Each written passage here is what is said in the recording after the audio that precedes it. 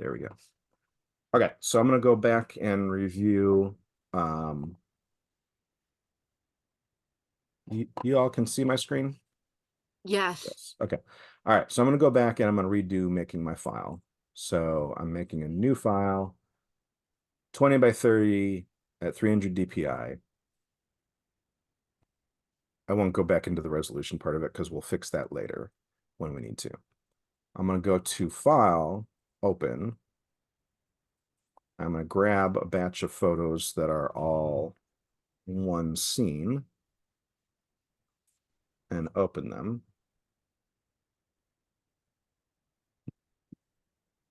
Go back to my blank canvas and find it. And if you just click on the file names, you can drag out other files. I'm going to just click in the middle of my file and drag it onto the white, and it'll drop it in. And I can hit the red X to close the file, and just kind of keep going in here to other files. Oh, of course. All right, this will occasionally happen where if you aren't careful, you'll just see two files and not the one you want to drag to. So in order to find your other file, because like if I read through all my file names up here, I don't see that untitled. So if you go to Window and we'll scroll all the way to the bottom here, it'll show all your file names, and you can go back and click on that untitled, and it will bring it back up. So that's that's a good mistake I made. Now I can go back to grabbing my pictures, dragging them over, try to kind of line them up. Maybe intentionally don't. I don't know. And just keep closing each file once I've dragged it in.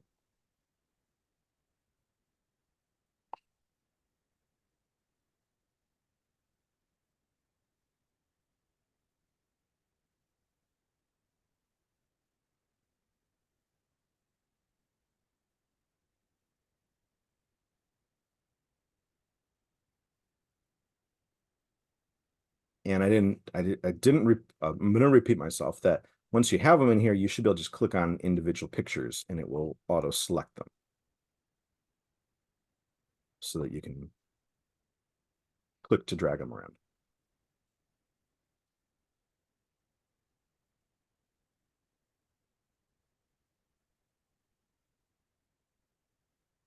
Questions?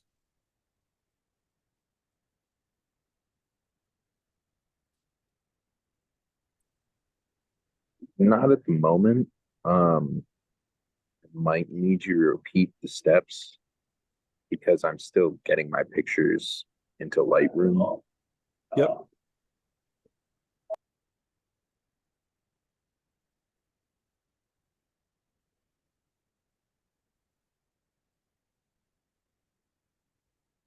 It took a lot of duplicates, apparently.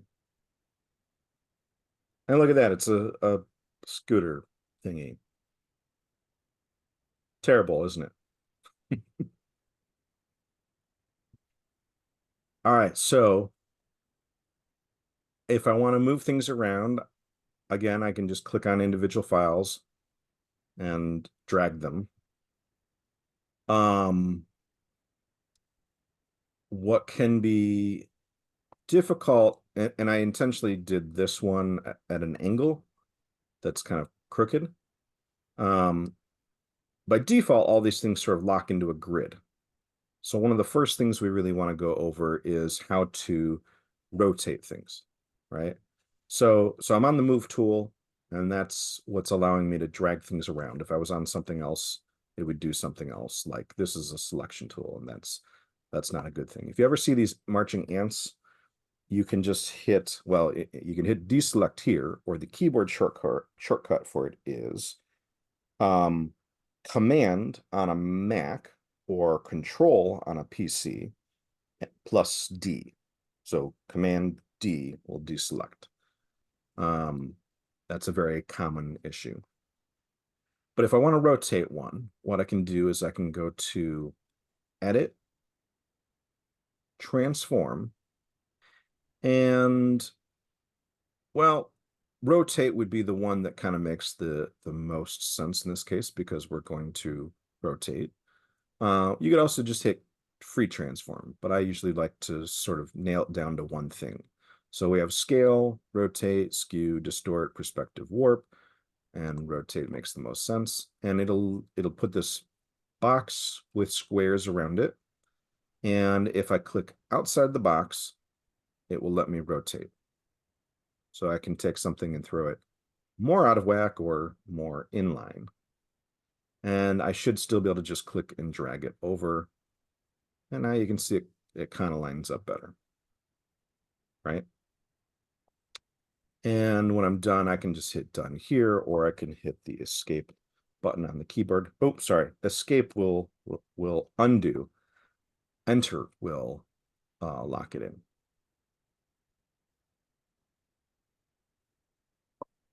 Enter, return, will lock it in. Okay, and then I can just use the move tool to move things around again. Now, what I'm noticing is that the files, depending on what order I brought them in, they're one on top of the other, right? And so this is a good introduction to layers, which is this bar over here that has basically each of my photos in there against a checkered background. And the checkered background means there's nothing there, it's transparent. But what I could do if, say, I want this layer that I'm actually selected on, it has this lighter gray on it. If I want that on top of other things, I could just drag that to the top of the stack. And now you can see it on top of other things. That makes sense? So that's sort of like we have, I don't know, transparencies with things drawn on them, and we can sort the stack so whatever we want to see first can go on top. Okay. The other thing that you may want to do related to that is if we wanted to make something bigger and more emphasized, instead of doing it in camera like Hockney sometimes does, we actually have the capability of making the final square larger. So we could go to edit, transform, scale, and say I want to make this really big. I could just stretch it, right? Or maybe it should have less emphasis, so I can make it really small, right? So rotate and scale are kind of the most important ones. The thing that you can do if you wanted, I'm just kind of looking at maybe the back of the scooter thing here. Maybe I want these things to line up better than they are. So I can grab, yeah, when actually see if I photograph them in a way where I could actually just line. Can I get Elsa's head to line up? I don't know. Close, right? But if say something was off a bit, and I'm okay, before I go too fast here, I'm going to zoom in. To zoom in, we hit Command plus on a Mac or Control plus on a PC, and that will zoom in. Control minus zooms out. Sorry, command minus or control minus, depending on whether you're Mac or PC.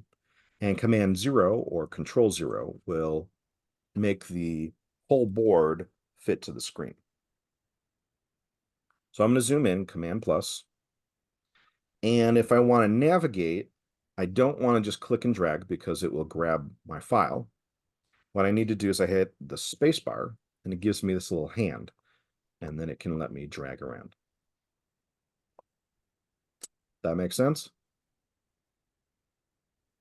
Okay.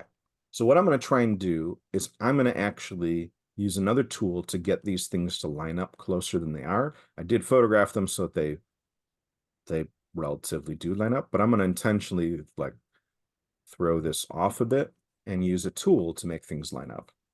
So if I go to Edit, Transform, and Distort, it's going to let me drag the corners to essentially squeeze things closer together or further apart. So if I click on this corner, you can see it'll let me distort it, right? So if I drag it something like here and drag this other corner, I can get things to kind of line up.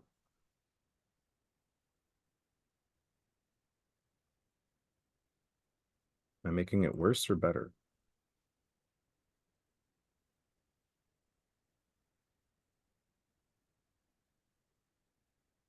But basically I can distort things to try and get parts to line up.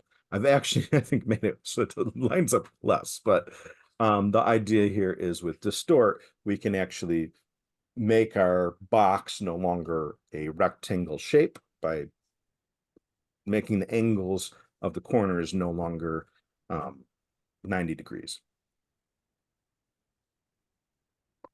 Okay. Trying to think of what other things you really need to know.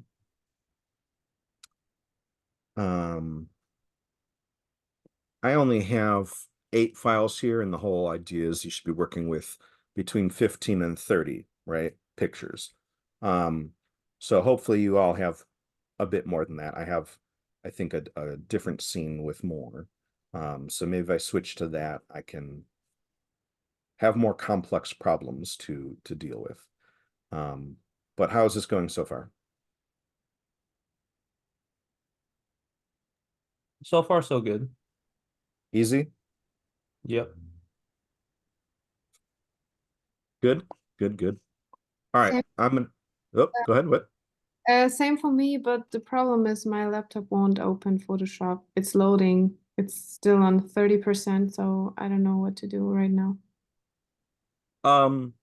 Yeah, just bear with it.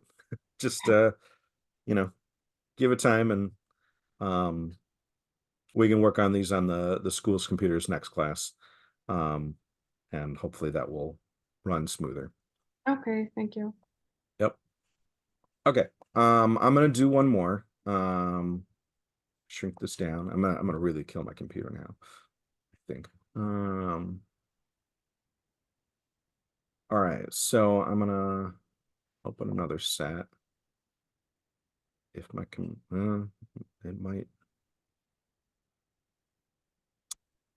it might be smart for me not to do this because it's not giving me previews, and I think I'm killing the processing power. All right, so let me kill that idea, and I'll go into other important things in this. So for actually doing the David Hockney layout, I think I've kind of showed everything that's really important for that specific process. But doing some basic image editing or kind of applying edits to this is something that we all should probably do. So I took these pictures this morning. It's cloudy, it's icy, it's just gross, right? So I know that this could look better. It's really flat and kind of bluish. So I'm going to go through some basic global corrections and some local corrections that we can do in Photoshop. Now, if you know Lightroom and you prefer working that way, you probably could do most or all of your editing in there first. And that way you don't have as much to do here, and you can kind of sync the edits to all the photos. But in Photoshop, we can do it and have it apply to all photos at one time as well. So I'm going to start with, let's see, the easiest way to do this, assuming these are all the same exposure, I'm going to, this is sort of backwards. Okay. But what I'm going to do is I'm going to make a selection over all these photos and only the photos and not the white background. and that way I can do my my editing based on that. So just for example, what I'm going to do if I didn't do that and I just selected all my photo, I'm going to go in here to, there's this circle that's kind of half black, half white that is applying an adjustment layer to photos. And I'm going to just go to levels and show you that first. Let's see if I can make that any bigger. Well, okay, not a whole lot bigger. But what you can see in the histogram graph here, which I guess I have up here too, but what you can see in the histogram graph is there's a lot of content around middle gray. There's a very little at either end, but there's a spike at the very bottom and there's a big spike at the very top. So what that's telling me is that some of my dark shadow areas here don't have detail, probably this right here, which is underexposed a little bit, but not too terrible. But I have this spike at the right-hand side, which is all that white space. So I don't want to select all that white space when I'm doing editing. So what I'm going to do is I'm going to throw away that layer. You can see that there's a layer, a levels layer that was created here, and it has a box around it, which is my selection. So what I'm really going to do is I'm going to make a box covering, you know, some, most, I don't know. We just don't want to cover the white space around my images. And now when I do levels, we won't see that spike at the right-hand side. In fact, what you do see is you see a lack of detail in the highlights. It's a little flat, which is kind of what I'm reading on my photo. But it's basically saying, hey, this like 10% here of my photo is not making use of pure white. So I want to do that. I want to make better use of that. And what I'm going to do is I'm going to drag this in a bit. Tim, what's up? So I'm sorry. I imported one of my photos to Lightroom or to Photoshop. Yep. I can't seem to get the other ones. And also there's like the issue of like if I make the actual photo itself any bigger, um it it was getting all pixely, but now I can't even select it to kind of move or anything like that. So you took it from Lightroom to Photoshop, meaning when you're in Lightroom, you like right clicked on it and said open in Photoshop? No, I exported it to a folder and then tried opening the folder in Photoshop. Let's see. So you'll just have to select everything in the folder. Okay. And then why can't I like pick up the picture in Photoshop and move it? Um, hmm. You know what? Let me stop sharing and I'll have you screen share and we'll take a look at what you have. Sound good? Okay. All right. Yeah. Phone. Let's see.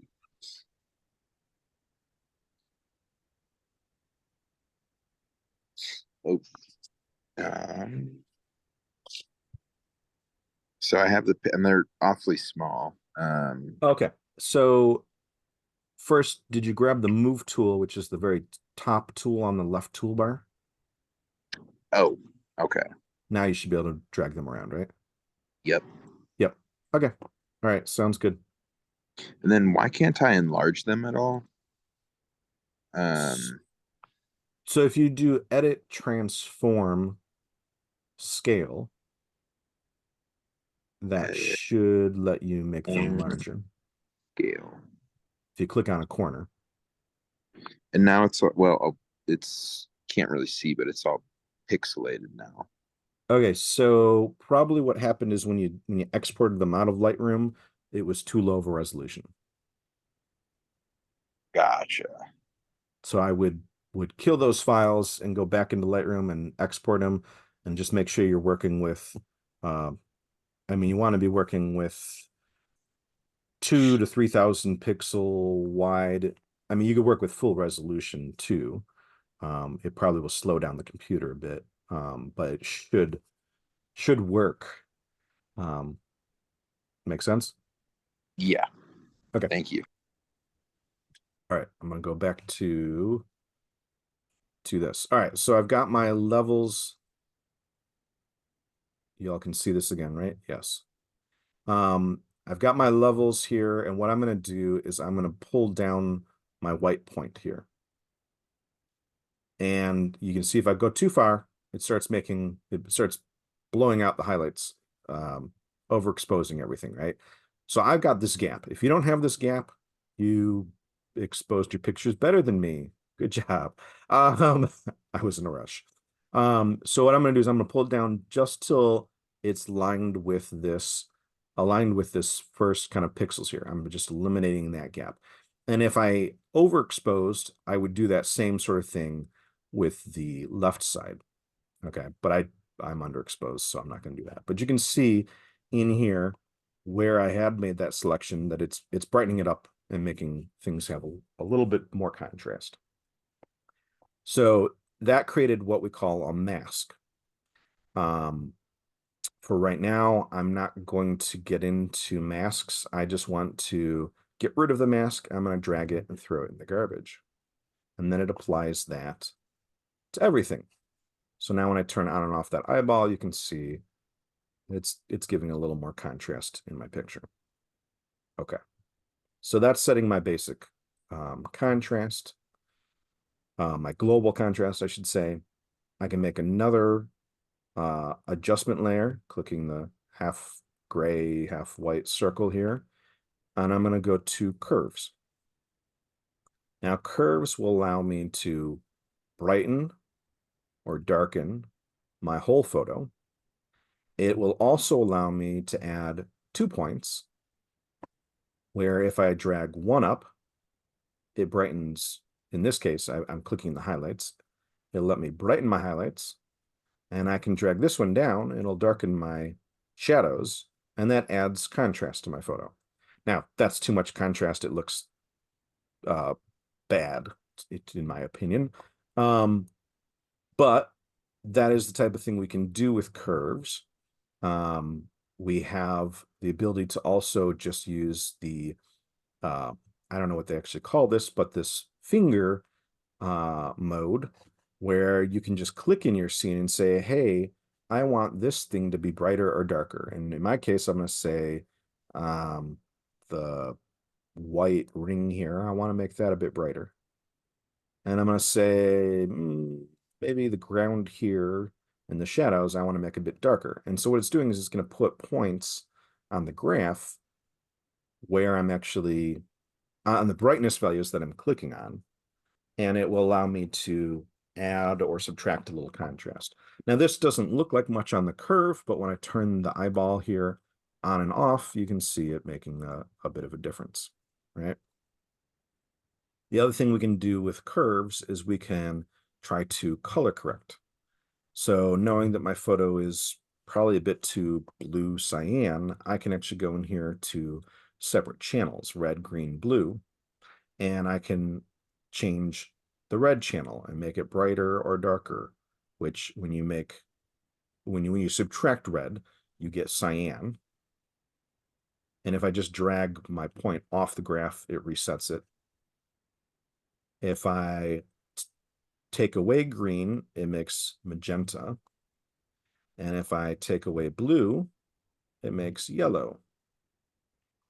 So I'm going to start with playing with the blue a little bit and seeing if adding a little yellow makes my image look any better. And I'm just going to click on the graph approximately where the line is, and I'm going to hit the keyboard button down until my image looks yellow, which it's already looking yellow to me. And then I'll go back just a little bit. And I'll do the same with red, because typically when you're photographing out in the cold, you have a little too blue and a little too cyan.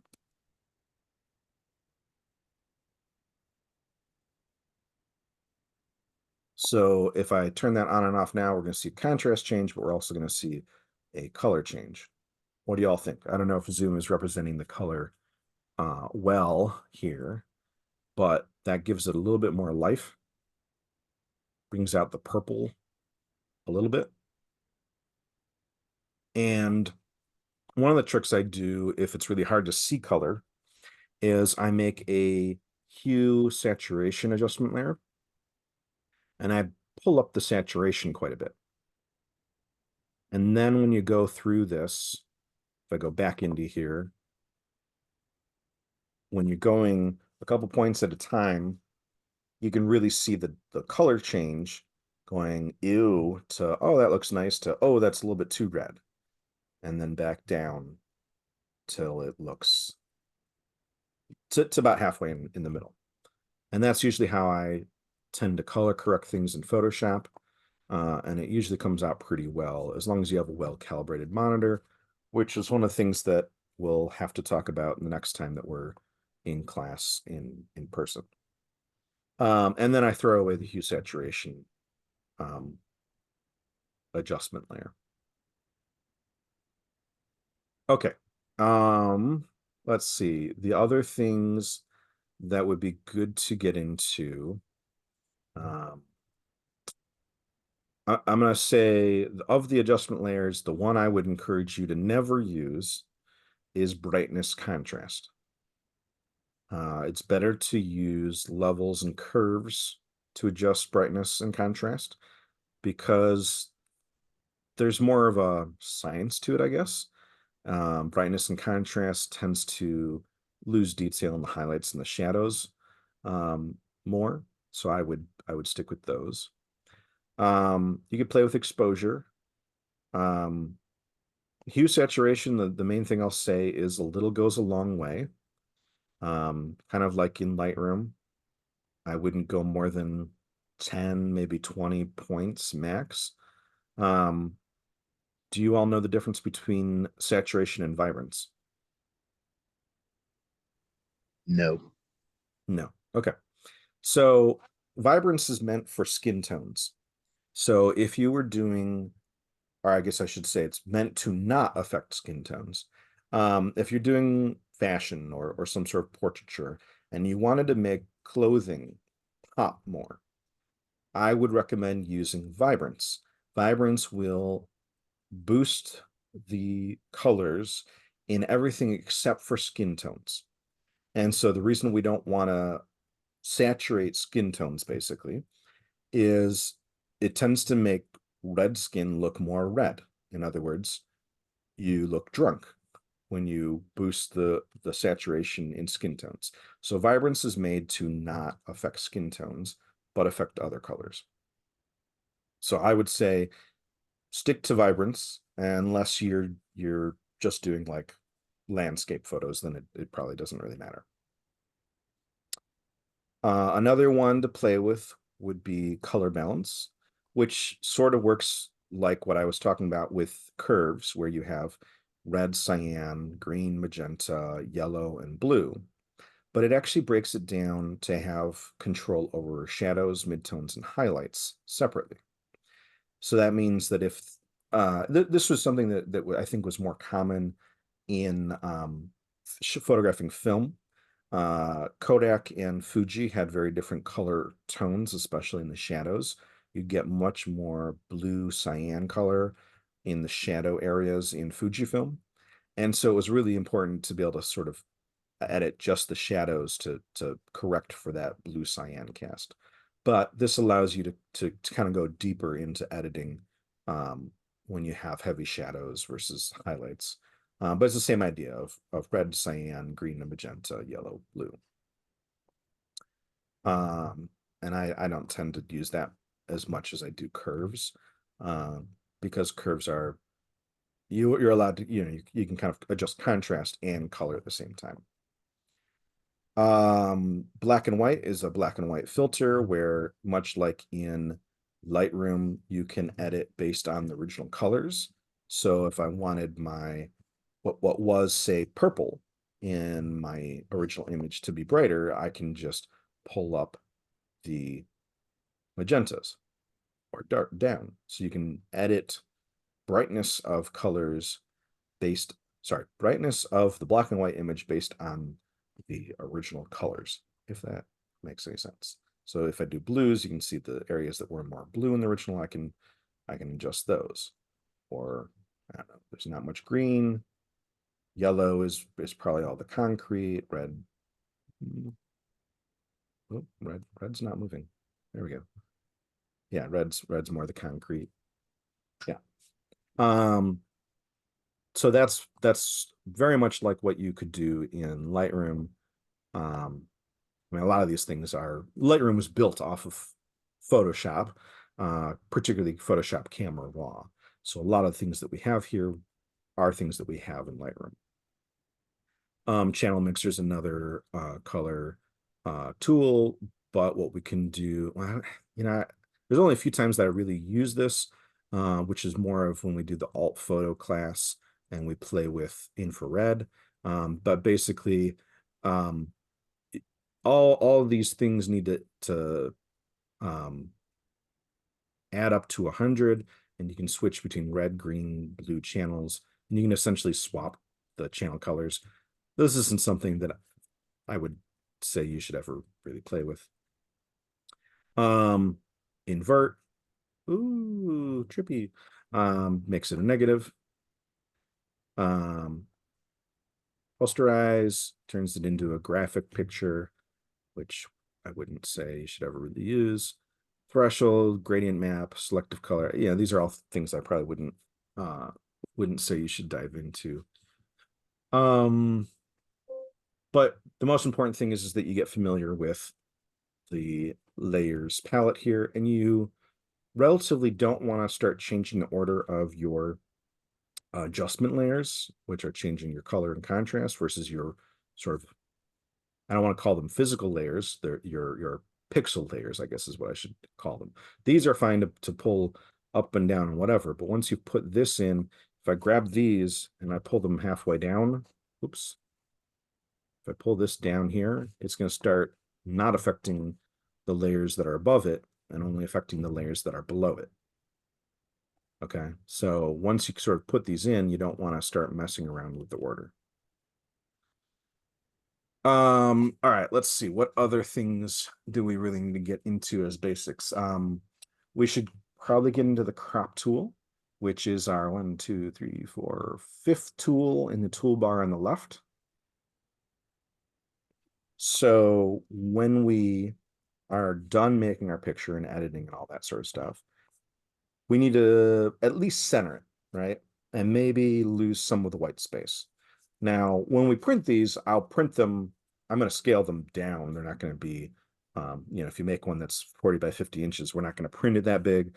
But depending on what you all want to do, we could do something more like 16 by 20.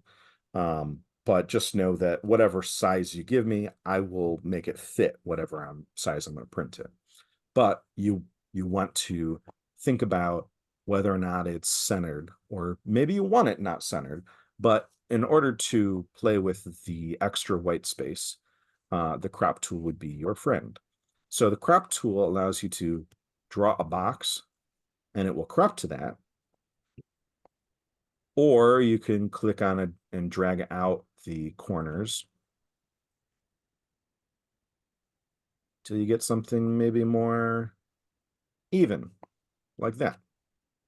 And when you're happy with it, we'll just hit return. And now it's cropped to, you know, I have a little bit of space around it. And that's how I would try to print it for you is I'll add a black line outside of it before I print it. And then you have a trim line. Okay. I'm not going to give you a specific aspect ratio or dimensions that you have to make it fit to. It's just going to be easiest for you to kind of make it, crop it, and go from there. Now, the thing that you need to be aware of is that in Lightroom, you have a non-destructive crop, right? Where you can go back in and keep editing it. In Photoshop, you can crop it again, smaller, but you can't do anything to make it bigger. Well, okay. I suppose in our case, I'm lying, because if I just pull out my crop like this, it will expand it. But if I were to crop it down into the image and try to expand my crop, it's not going to give me more.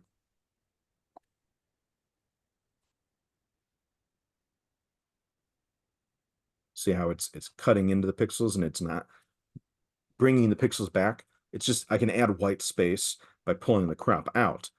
But if I crop off any pixels, when I go back into the crop tool, it's not there, right? Now, the important thing to know is that you can undo things. So if I hit Command Z on a Mac, oh, I gotta undo, I gotta get off my crop tool. If I hit Command Z on a Mac, it goes back in my history. I guess it would be Control Z on a PC. So I can go back in my history, but once I have moved forward, say I cropped something and then I'm trying to think of what would work. Command Z will let you go back, but it's not like it's the tool that's allowing you to refix it. Okay. What I want to show you with that is if I go down under Window here to History, it will show you my history states. Okay. So I can go back in my history to all these different things that I've done, but only necessarily to some extent. I think it's going to be 50 history states. I can click on the original, which will be whenever the file was created or last opened, which you can see is, you know, when I created the file here. So history is great. But if I go back in my history to, let me think of when did I do something significant? If I go back in my history to, like, say I had cropped it back here. If I go back in my history there and I start editing, then I lose the forward history. It overwrites it. So just beware. You do have history, you can go back, but it is a destructive crop tool. Let's see, anything else that we really should get into tool wise? I don't think so for this. Tim, did you have your hand up? Yeah, so I'm currently like I have all my images and they're working now. Mhm. I'm currently battling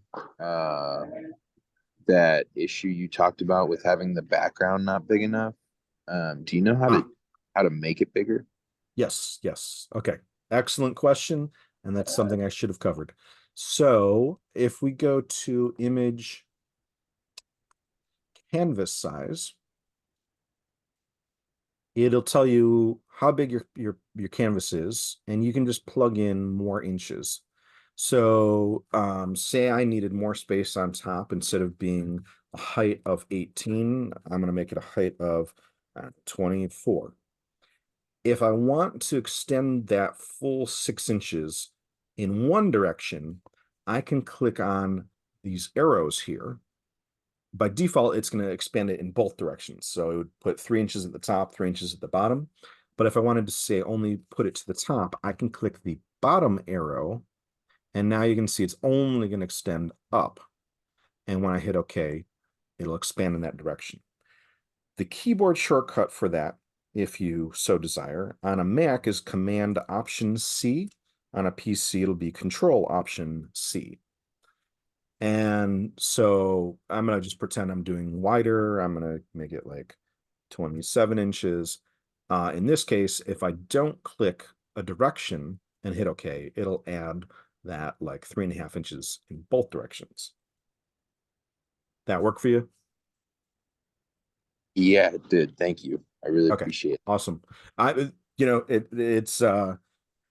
It's something that makes sense because my files were probably lower resolution than everyone else's. So if I make a 20 by 30 inch canvas, you guys are going to need more space because you have higher res files than mine. Excellent. That's something that's really important to have covered that I should have thought of before. Okay. I think for today, that's about where I should stop. For those of you that are familiar with Photoshop, you're like, oh my God, this was like the slowest hour of my life. But for those that don't, learning things in small increments is really important. So what I would say is if you have, remember, you're supposed to do the 3 different styles, but 5 in total. So if you can, and you've shot all 5, I would try to put them together this far between now and next class if you can. And then next class, I'll go into some more detail of localized corrections. But it's really, I think this is a good place to probably stop. But in order to stop, I have to tell you what to do. Unlike Photoshop, you do have to save your file now. So I'm going to go to File, Save As. And when we go to save, I don't know if it's bigger or smaller is good for y'all. By default, it's going to open up, at least in my case, it's opening up the folder where I last worked. So you may have to navigate to find that. Or you may want to, for example, make a separate folder. Like if you have a photo class folder and you've put all your photos into a folder, say David Hockney or whatever, or Project One or whatever, you may want to make a separate folder for like working files, meaning they're like in progress files. Just find some way to organize them is really what I'm saying. It doesn't have to be one specific way or the other. In my case, I'm going to save it back in the folder where I got all my files from. I'm going to give it a name though. And my recommendation is that if you have a file that you plan on turning in, that you save it as your name and the project number. So I'm gonna put in my name, Project One. And if you want to be smart, you could even do something like number 1, being that this is number 1, 2, 3, 4, 5 of the files that you're making for this project, right? Anyway, have some way of organizing them, but when you do turn them in, it should have your name in it and the project. That way it's easier for me to figure out where I put the grade, whether it's, this person or that person, right? All right, and then the format, we have options here for Photoshop, large document format, Photoshop PDF, or TIFF. And my recommendation is that you save it as a Photoshop file. But I want to quickly explain what the rest of these do or what they're for. Large document file is for saving really, really large files. So this is something that you may need, but I don't think anyone's going to have files that are this big. Photoshop document handles files up to or just under 2 gigabytes. Now, 2 gigabytes sounds like a whole lot. Normally we're working in megabytes. We're working with 20, 30, 40, 50 megabyte files, right? But when you have this many layers at full resolution, it adds up quick. So you may need to, it may reject Photoshop saying the file format is too large, and then you'll save it in this format. Photoshop PDF saves it as a PDF, which we really don't want to do. And TIFF is a tagged image file format, which is a non-lossy compression that also preserves layers. So the important thing here is that we're not saving as a JPEG out of Photoshop, because all these layers that we just made would get flattened. We wouldn't be able to edit them individually if we needed to. So Photoshop, ideally, if you really have a space crunch issue, go with a TIFF. If your file format is, if it's rejecting it because it's too large, go with the large document format. And my color profile I'm gonna let it embed it. That's fine. And I'm gonna hit save. And you'll see the progress bar at the bottom here that it's saving. You can't close it till it's done saving. But when you're ready to close it, you can hit the red X or Command W, and that will close it out. Questions, problems, concerns, thoughts of any sort?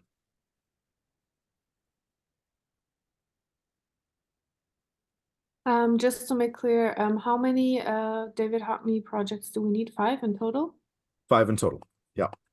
Thanks. Yep. So putting it together, shouldn't, how do I say it the right way? Shouldn't take you a considerably long time. We did one with a whole lot of me talking in an hour.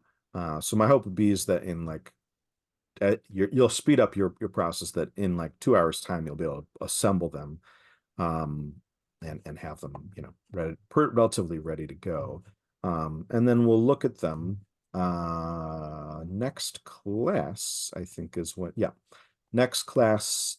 If you don't have all 5 done, it's fine. You're not going to lose any points or anything like that. But my goal would be is to have at least one fully assembled and to have done some, basic editing, have the layout relatively how you want it. I didn't really talk about layout that much. And I would say do your best to line things up, but since it's David Hockney, it's really okay if things are not lining up, right? That's the way he works. So yeah. I'm looking at the schedule and just kind of checking over. We kind of went through everything that I wanted to, except talking a little bit more in depth about color management, particularly calibrating monitors. We'll do that next time.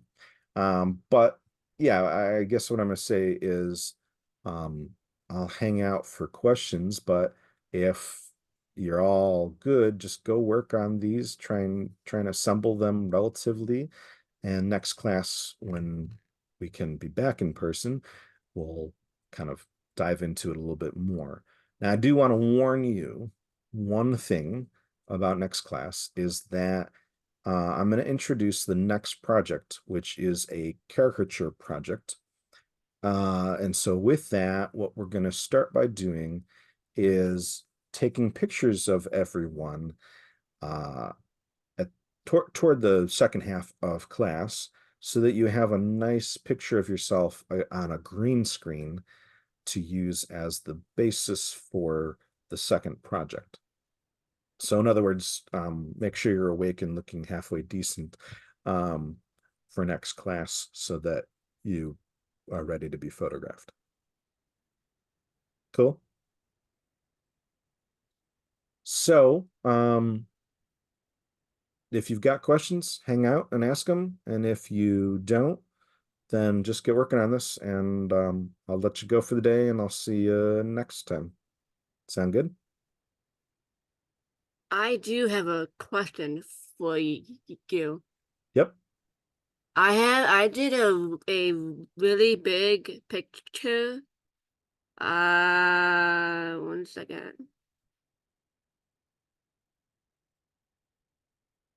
Oh, it's this, and how can I do it without? Can you see my screen?